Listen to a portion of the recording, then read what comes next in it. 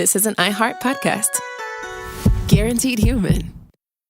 Brought to you by the reinvented 2012 Camry. It's ready. Are you? Welcome to Stuff You Should Know from HowStuffWorks.com.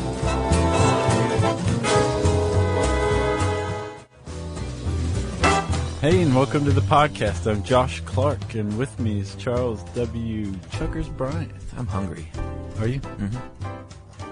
I just had a sixth of a slice of pizza. Oh, is there pizza out there? Yeah, you better hurry. That's all right. It's pretty good. I'm kind of off pizza.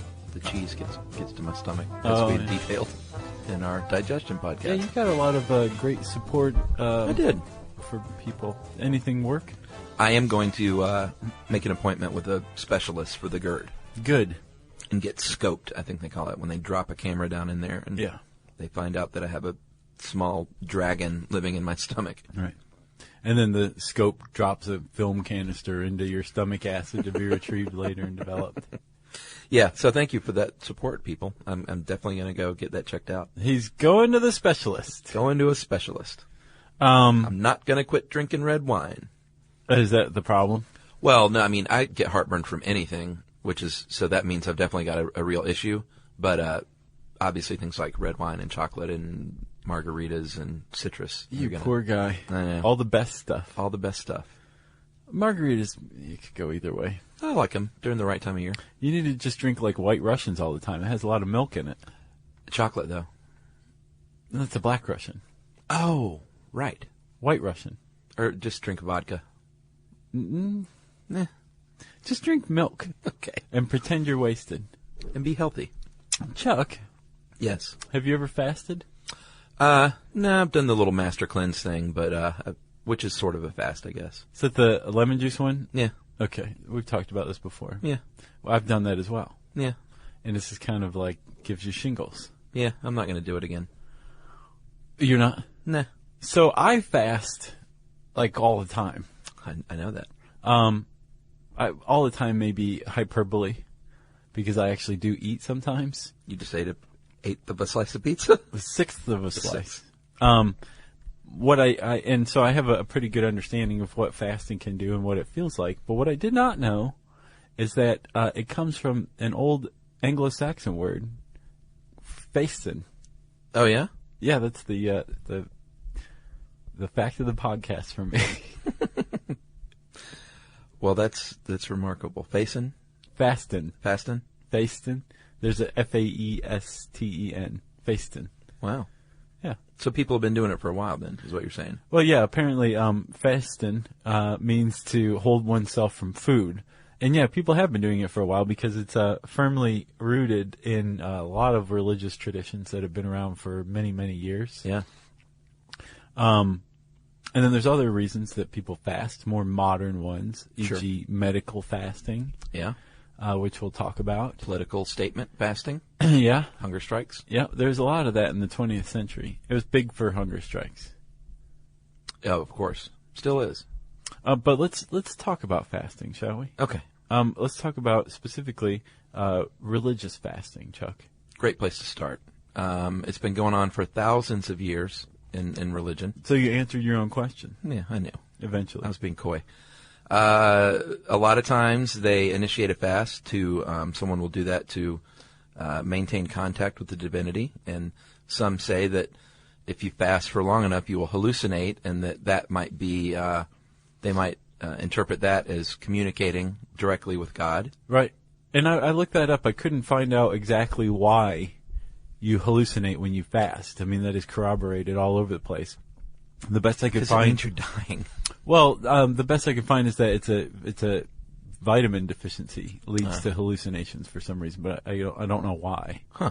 But no, not necessarily. I also came across some articles that suggested that hallucinations are a lot more natural than we would think because we associate them with mental illness or drug use. Right. And in the West, we have a lot of negative connotations for hallucinations that aren't necessarily spiritual. Right, when in fact other cultures might believe it's a form of enlightenment. Right, so hallucinations may not be bad. It may not be that you're dying, and it may not be that you're mentally ill. It may just be that you're hungry. Yeah, all right. That's a good point. A lot of times, religious fasts are undertaken because you're atoning for sins. It's punishment. You're asking God for your forgiveness for your misdeeds. Yeah, these are the big two, basically. Like, you fast religiously, either to get closer to God or to tell God you're sorry. And thus get closer to God. Yeah. Yeah, I know what you mean, though. Thanks. So let's, you want to talk about some of the religions and why and when they fast? Yeah. Buddhists? Buddhists fast on full moon days, holidays, and they do it mainly for purification and to free the mind, apparently. Your butt will follow if you free the mind. That's an old Buddhist adage. I had not heard that. I think so. Their fasting is mostly, it's not a full fast. You can drink, so I guess you could have soup, maybe just a broth. God help you if you have noodles in it, but you have to abstain from solid foods. Right. You can live on broth. Yeah. Forever. Yeah. You probably wouldn't have a very productive life GI system. Right. But, yeah, you could live on broth. Catholics, they fast on Ash Wednesday, Good Friday. Actually, they can eat a small meal without meat on those 2 days. Yeah. So it's not exactly a fast, but they... on Fridays during Lent, they're not really supposed to eat meat. At all. That's why we have the fillet of fish. And for a little while in the 60s, the hula burger. That's right. Because Ray Kroc was like, man, there's a mess of Catholics out there, and they're not eating burgers on Fridays, but we need to get them in the store anyway, see? I'm thankful for that, because I love a fillet of fish every now and then. Yeah. Like once a year. Catholics fast to show their control of their fleshly, which is one of my favorite words, fleshly desires. That is so Catholic. To do penance, to show solidarity with the poor and people who might not have food. So I went to a Catholic school for the first couple of years of school, Our Lady of Perpetual Help. Yeah. And every once in a while, they would serve rice with a pat of butter for lunch. And it was kind of this fast, but it wasn't really a fast because we're still having rice. But basically the whole idea was, this is what poor kids in Bangladesh have to eat every day. Right. And you're just this spoiled kid. Yeah. So eat some rice instead and kind of get in the mindset. And I never did it because I got the point. But some of my friends would eat the rice and then eat their own lunch from home as well. Which even in like second grade, I'm like, that seems wrong. Yeah. I don't think you're supposed to be doing it like that. Yeah, that didn't even have to be religious based. You could do that in school today and just say as a hunger awareness. Like in Australia. Yeah, Australia. What is that? The 40-hour fast? Uh-huh. Do you know anything about that? I know that I think they have it once a year, and many Australians take part. And basically the whole thing is to, like you say, raise awareness of poverty, of the state of the poverty-stricken, and also to raise money, too. Oh, the 40-hour famine, excuse me. Sorry. Which is a fast. Yes. Boy, we headed that one off at the pass. Good going, Chuck. Eastern Orthodox church members, they will fast on Lent. They observe the Apostles' Fast and the Nativity Fast. And they think that it could strengthen your resistance to gluttony, which is obviously one of the 7 deadly sins. Yeah. And they eat no meat, dairy, eggs, or fish during these fasts. So it's my understanding they can also eat a little something, just not those things. Like carbs. They can eat bread. Oh, that'd be nice. Some bread and broth. Bread. Now you're talking. Yeah. That's what else you need. I can't think of anything besides else. Fruits and vegetables and stuff like that. Well, no, it says no meat, dairy, eggs, or fish. So you could have fruits, vegetables, broth, bread. That's a good kind of fast right there. I wouldn't even call that a fast. No. You can actually get gluttonous on that. You could.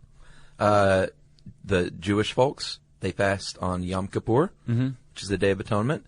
And they are doing this to atone for sins, obviously, like the Catholics, and special requests from God. I know, it's so funny. It's like, hey, I'm not going to eat for 25 whole hours, but I have a huge favor to ask you. Right. Sun up to sundown, is that the deal? Yeah. And they have one of the tougher fasts because they don't eat or drink anything for 25 hours. Right. That's like nothing. That's a real fast. Yeah. Mormons, they fast on the first Sunday every month. This is kind of a weak fast, if you ask me. This is like a Tuesday for me. They have to skip 2 meals. They skip 2 meals, and they think it helps them obviously get closer to God, like many of the religions do. and just basically just focuses their minds on God for Well, the day. the cool thing about the Mormon fast, in my opinion, is that they're also required to give food and money to the needy. Right, what they would have spent perhaps on those meals. It's probably a good one. We should do one on Mormons as a whole. We've had that requested a lot. We totally should. I've read about this one guy named Paul Kingston, and he is the head of an accused, alleged crime family that's a Mormon sect also. And he does 40-day fasts. Wow. Yeah. Wow. 40 days, man. Can you imagine? No. This guy did it. He does it. I bet his breath stinks so bad. We'll get into that. Muslims, they fast on for the observance of Ramadan, the 9th month on the Muslim calendar. And many of you might not know what Ramadan is. You want to tell them? I'll tell them.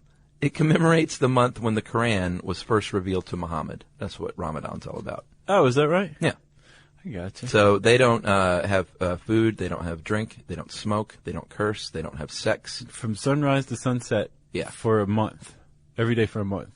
That's right. And millions of people do this during Ramadan. Which is when? Is it like, does it take place roughly in November on the Gregorian calendar, I think? Is it? I think it is. And we've been asked to do one on Ramadan too. So we got a lot. We haven't explained hardly anything, have we? No. We still got it's so all much more law work ahead of enforcement. us. Ramadan is a very famous fast, obviously, because of the length of time. Mm-hmm. And it is supposed to teach Muslims patience and modesty, spirituality. You ask Allah for forgiveness, pray for guidance, and you purify yourself. And that it's really effective, man. Like getting this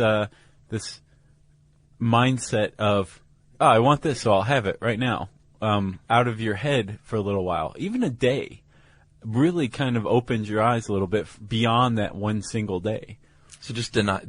Yeah, Boy, you are self-denial. Catholic, aren't you? Right. It never leaves you, does it? Well, I have to say that, like, the further I've gotten away from Catholicism, the more into self-denial I've gotten, ironically, yeah. Huh. All right, well, let's talk about medical fasting. That's an overview of religious fasting. We could get a lot more detailed. That's a good one. But, nice transition. Thank you.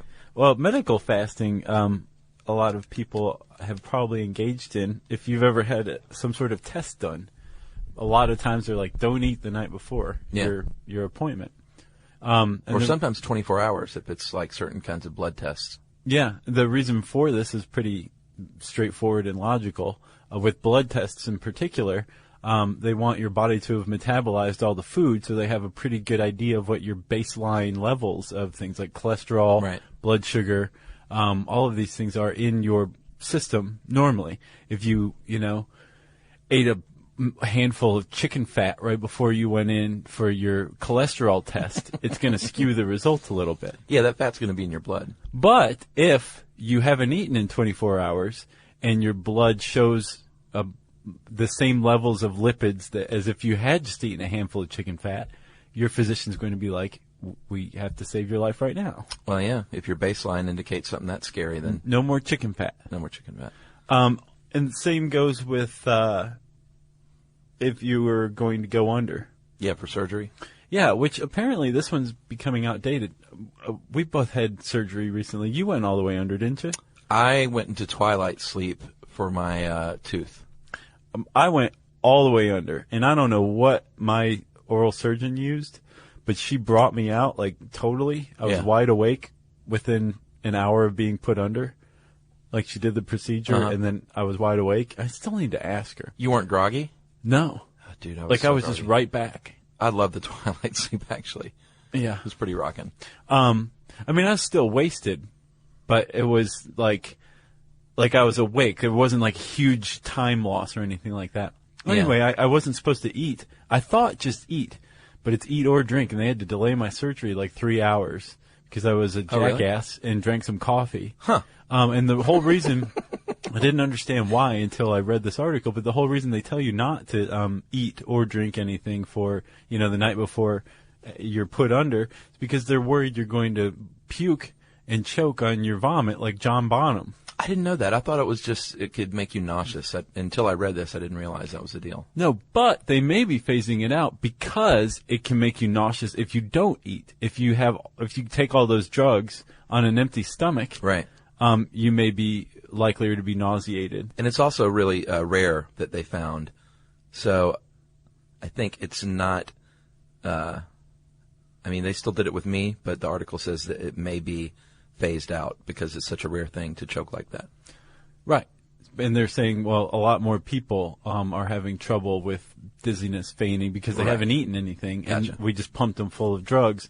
So we're going to go ahead and let people eat.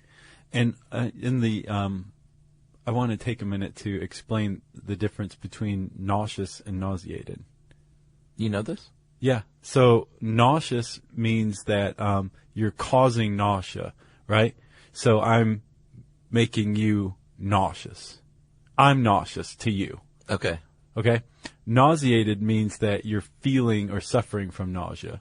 Oh. So So you wouldn't say I'm I'm making nauseous? you nauseated. I'm nauseous to you. No, I'm nauseated is what you would say. Well, I'm so glad we cleared that up. Unless you are aware that you're making other people nauseous. And that's Or that's nauseated. behaviorally speaking? What do you mean? Well, like you're nauseated with someone's actions? Or does that mean literally physically? Right. You're nauseated with somebody's actions that would make the other person nauseous. They have the ability to cause nausea in other people. Gotcha. I never knew that. It's a big deal. The more you know. Thank you, Worldwide Words, by the way. Is that where that came from? Yeah, that's a great site. I haven't seen it. So what happens when you stop eating? Your body is going to start burning. You know, if you don't have any protein, your body's going to break down your muscle. It's going to start eating that because that's protein. Yeah. It's kind of a scary notion. It is, which is why if you're on a low-calorie diet, you want to eat lean protein. Yeah, and it's Because- also why you'll feel weak if you're on like a hunger strike, Yeah. like to the point where you can't get out of bed if you haven't eaten for 3 weeks. Or you're hallucinating. Exactly. A long-term fast can damage your heart. Because your heart's a muscle. And what your body's doing is going after your muscle because your muscle is made of amino acids, which is the building blocks of protein. So it's saying, well, basically we have a bunch of store of amino acids here, where your brain is like, no, I use that to lift things, or I use that to pump blood. Right. Your body's like, no, it's a bunch of amino acids, and I need it right now. Yeah. If you feed your body lean protein, logically speaking, it will go after other things, e.g. fat stores, because it has protein. Right. So aside from the heart, though, liver and kidneys can also decrease in size if you don't have enough protein and damage those as well. Which is not good. It is not good. That leads us pretty clearly to fasting for weight loss, right? Yes. There's a weird catch-22 for fasting for weight loss, where your body, if given few enough calories, or if on a fast, enters what's called starvation mode. And when you enter starvation mode, it does things like going after your muscles, which is bad. Yeah. But it also lowers your metabolism to preserve calories. So the fewer calories you take in, the fewer calories you end up burning. Yeah, it's weird. Yeah. Not weird. It actually makes perfect sense. Yeah, but it's also extremely unhealthy. It is. And there's, I dug into WebMD for this, and they say that there's a lot of controversy on this. People say, some people say it can be effective. Other people say it can't. Mm-hmm. But they say if you really weed through all this stuff, that most medical experts say that it is not healthy at all. It'll come back quickly if you fast to lose weight. It's really just liquids. Beyonce made a lot of headlines when she did the Master Cleanse and lost 20 pounds for Dreamgirls. Well, Awesome movie. Did you see that? no. I don't know if you'd like it. Might not be your thing. Okay. It was good, though. Health risks that we already covered, liver, kidney, and heart. And this doctor says, people try all these weird diets. There's 100,000 different books on odd diets when everyone knows the way to lose weight is lower your fat, eat 5 fruits and vegetables a day, drink a lot of water, and do some exercise and get plenty of sleep.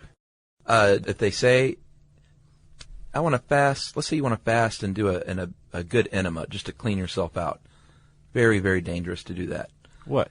Enemas? No, they're not. To do an enema while you're on a fast. Oh, okay. It's not a good 1-2 punch. Okay. WebMD says what you're going to do is you're going to flush your intestinal tract of your good bacteria and put your health at serious risk. And this is the whole detoxification thing. There's one camp that says, your body detoxes itself. There's no scientific evidence that any of these cleanses do any good. Then there's another camp that says, well, if you're eating healthy, then your body's doing a great job of detoxifying itself. Mm-hmm. But most people don't eat healthy. They eat packaged, processed foods. And so your body could actually use some help detoxifying. Yeah. I mean, that makes a lot of sense. It's the same thing with saunas. Like, they're like, well, yeah, I mean, you might only sweat like a very small amount of toxins out of your body, but you're still sweating that amount out. Why, how could that hurt if you're doing it properly? There's definitely two camps on this. It's very controversial. Yeah, same with a calorie-restricted diet, which I know we've talked about before. There's two camps on it. The fact of the matter is neither one knows for certain whether they're right. That's true. A lot of it's just based on common sense and logic. Ketosis, if you go without eating for a couple of days, your body's going to enter a stage called ketosis, and that is what your goal is if you do the Atkins diet. They preach ketosis. And that's what happens when your body runs out of carbs to burn for energy, so it burns fat, which sounds like a good thing. But the breath I mentioned earlier, be prepared for really awful halitosis. Is that right? Tell me about it, Chuck. Well, that's just one of the side effects of fasting and ketosis is you're going to have rank halitosis. I don't know the science behind it, but it's true.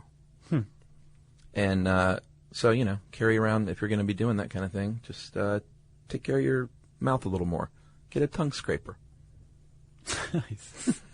I think probably while we're on this, we should take the time to debunk the whole idea that you should be drinking 8 glasses of water a day. Debunk? Well, you should definitely drink water. It's good. It's good to drink water, but that whole 8 glasses a day thing, there's people who rigidly drink 8 glasses of water a day. Right. Totally arbitrary. Okay. And the amount yes. is? Yeah, there's a guy named Tim Crow who's a professor of nutrition at Deakin University who's kind of gone to the trouble of debunking this. Apparently back in 1945, the U.S.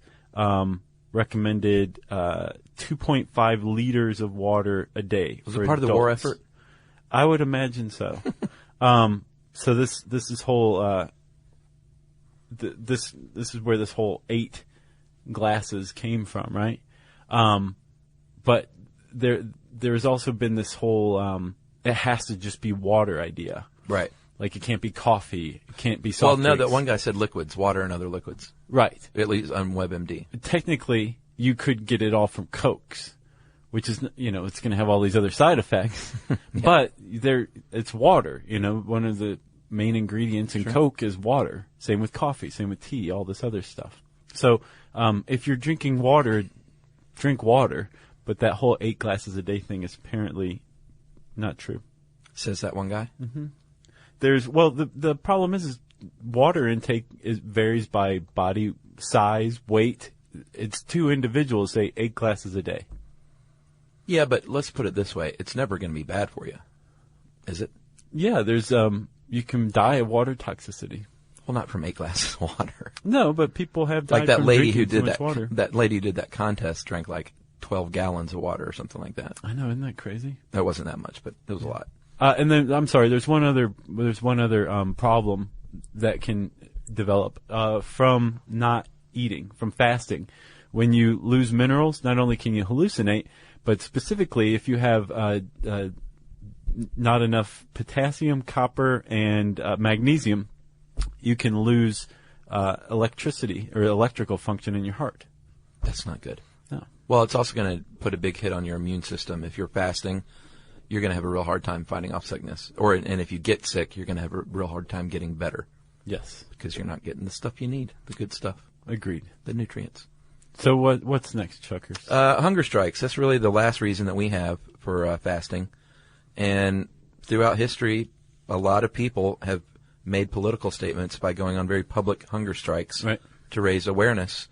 And it's a good way to get attention if you're a Gandhi, let's Definitely. say. And Gandhi did do that, I think, in 1945, because the Crown was saying, hey, let's get this new Indian constitution underway, and let's codify the caste system that keeps people in this horrible socioeconomic hierarchy. And Gandhi said, you know what? You do that, and I'm not going to eat. And the whole world will pay attention. And the Brits were like, oh, shut up. And Gandhi was like, no, I'm going to do it. And they're like, oh, no, you're not. And he did it. And everybody paid attention. And he said, one day Sir Richard Attenborough will make a movie about me. Is that who made Gandhi? I think so. Huh. And Ben Kingsley will play me. And everybody's because he looks Ben just Kingsley. like me. That's cray-cray. That's good stuff, Chuck. That was a great back and forth. Was it? Mm-hmm. Bobby Sands, the infamous Irish hunger strike in Ireland, in 1981 in Mays Prison in Northern Ireland.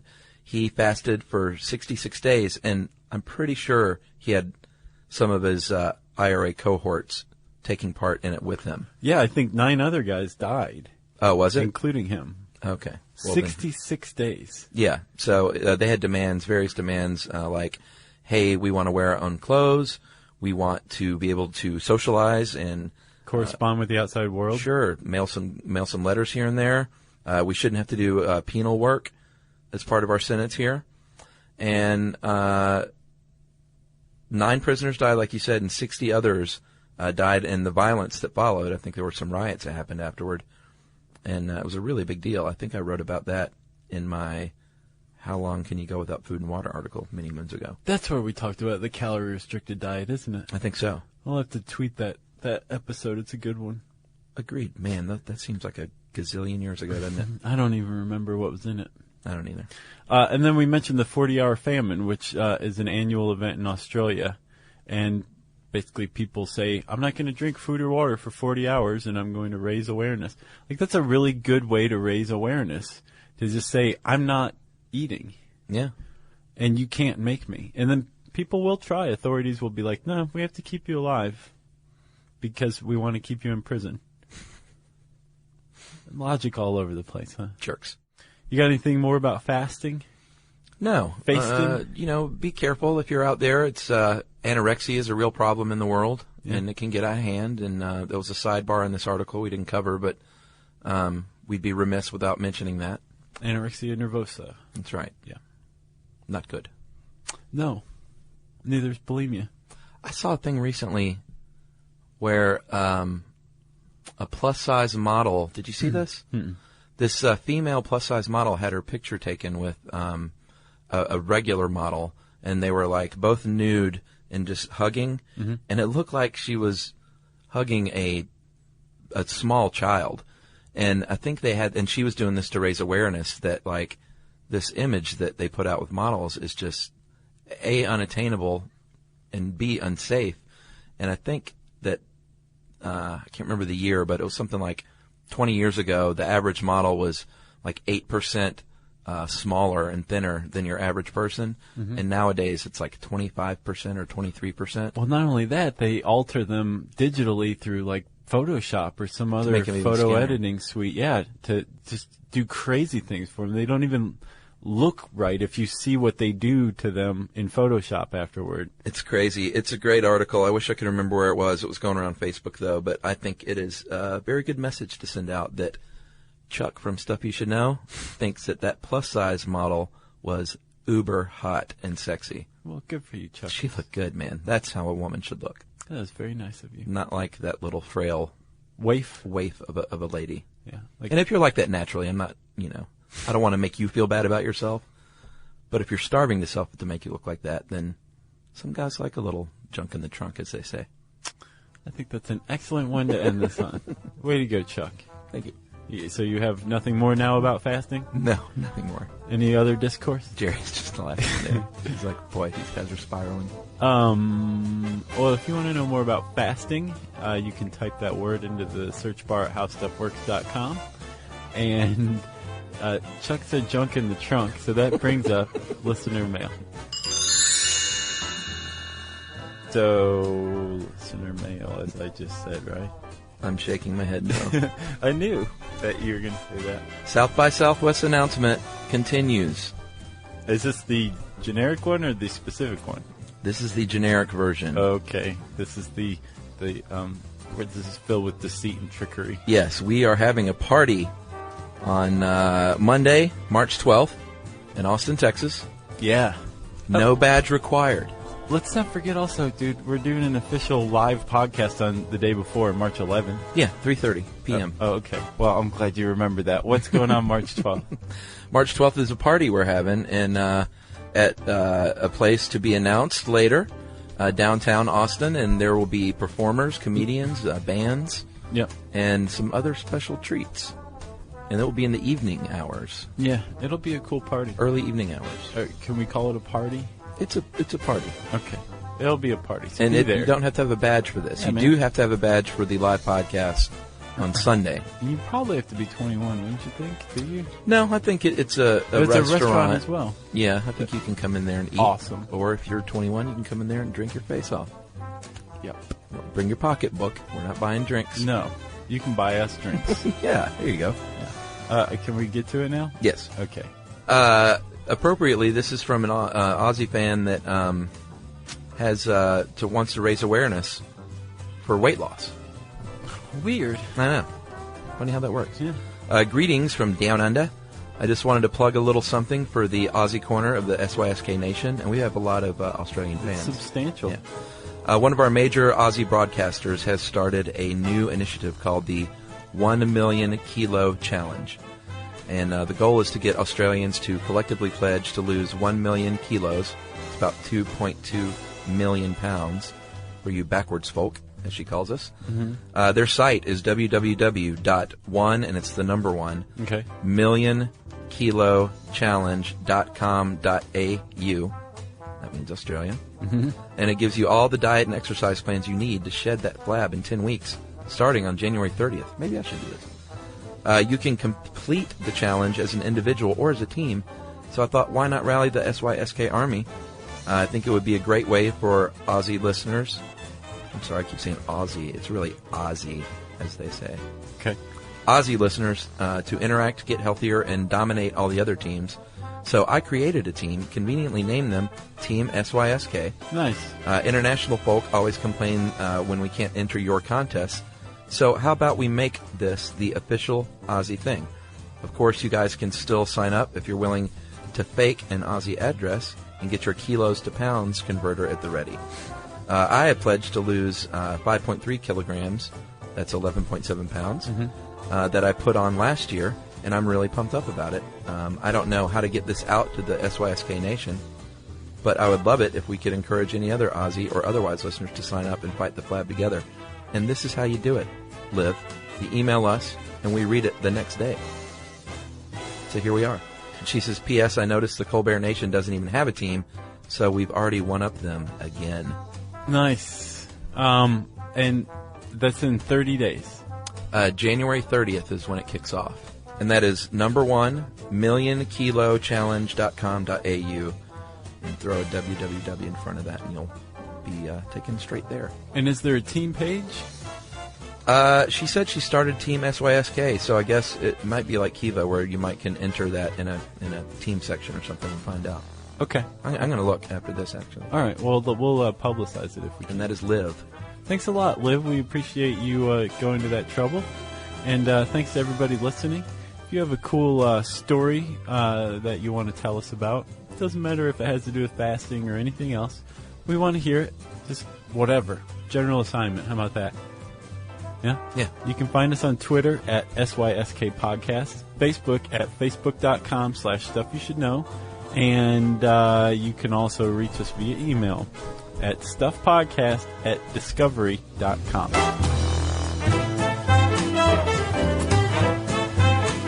Be sure to check out our new video podcast, Stuff from the Future.